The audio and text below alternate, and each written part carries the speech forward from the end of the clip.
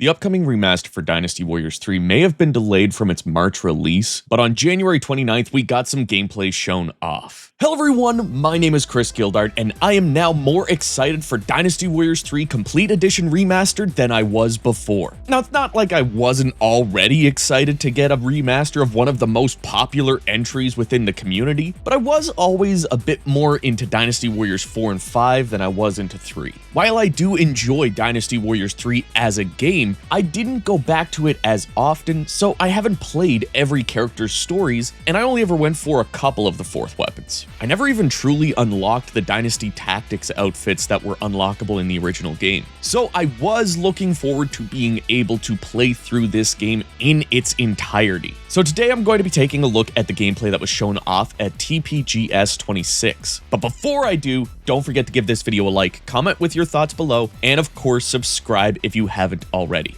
At the show, we got to see Zhao Yun, Xiahou Dun, and Sun Shengsheng at Jieting. This may even be a demo that we can expect to see in the future when a new release date is finally settled on. What I found interesting about this gameplay is that they only play on Shu's side. This is just meant to show off the gameplay, but I hope that when we get our hands on the demo, we can at least play on either side. Anyways, we also get our first looks at what the menus are going to look like, and I gotta say, this is so awesome to see. We get the old school character wheel with brand new character renders. They recreated the old poses with the new models, and I just love that. Even the loading screen and pre-battle menu are recreated to perfection. We even get the narrated introductions back. Just looking at these menus is enough to make me excited. But when we get our first glimpse of the gameplay, my breath is just taken away. I love the way this opening event looks. Zhuge Liang and Zheng Wei look great here, and to see the way that Zheng Wei's ponytail flows in the wind also makes me excited for the physics in this game. Getting into the actual gameplay itself, it looks like if you took Dynasty Warriors 3, slapped on the Origins look, and made the enemies on screen match something like Pirate Warriors 4. Every character's moveset is in here in all of its Dynasty Warriors 3-ness. I wasn't really expecting them to upgrade the movesets to something like what we got in Dynasty Warriors 5, but it was kind of on the table if they were wanting to give people a what the fans asked for experience. Because, you know, Dynasty Warriors 5 tends to be what fans say has the best moves. But not only do we get the original Dynasty Warriors 3 moveset, but it looks like they kind of updated some of the animations to look a little bit more modern. It's like a mix between a remaster and a remake at the same time, building off of the skeleton structure of the original instead of just updating some of the assets. For example, the horses are a bit different from the original and more match that of Dynasty Warriors Origins. We can cheer on our horse to increase its stamina, then expend it for a dash. I honestly don't mind this addition, but what I love is that you can call your horse now. Yes, this is what many of us were asking for even before the announcement of a remaster came out. Ever since they introduced that in Samurai Warriors 2 as Yukimura and Keiji's special ability, fans loved that mechanic so much that they had to add it into Warriors Orochi and every subsequent release from there on. It's practically become a requirement for any Warriors game that has mounts. We also get the option to show important messages by pausing the game, which is nice for those who enjoy that, but I'll be turning that option off because I find it can break the flow of action sometimes. It also looks like you can see meat buns on the map, which I hope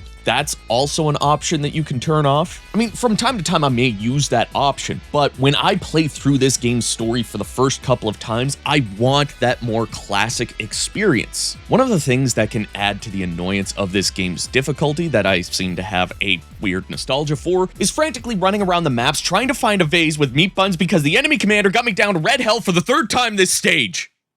Oh, you can also lock on to enemy officers now.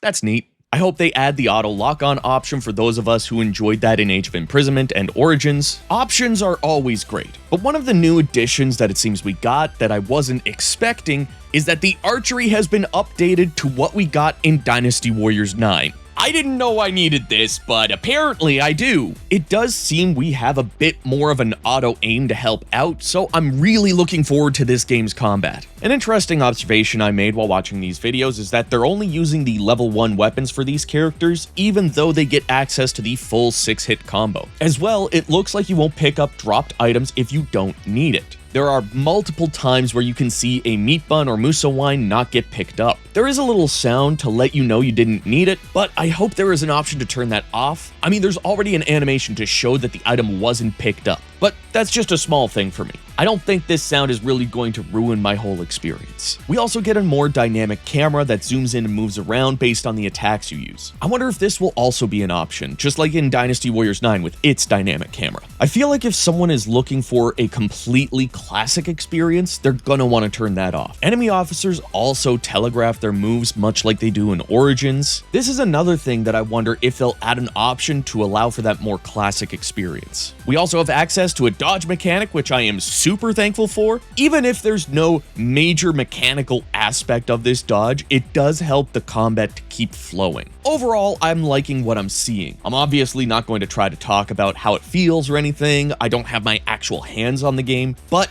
it looks promising. We even get new victory animations and game over screens. Here's hoping we also get access to this demo leading up to the release. I'd love to play this game as soon as possible, even if it's just with 3 characters and 1 stage. But there is one big missed opportunity. They didn't make this demo match the old PS2 demo we got.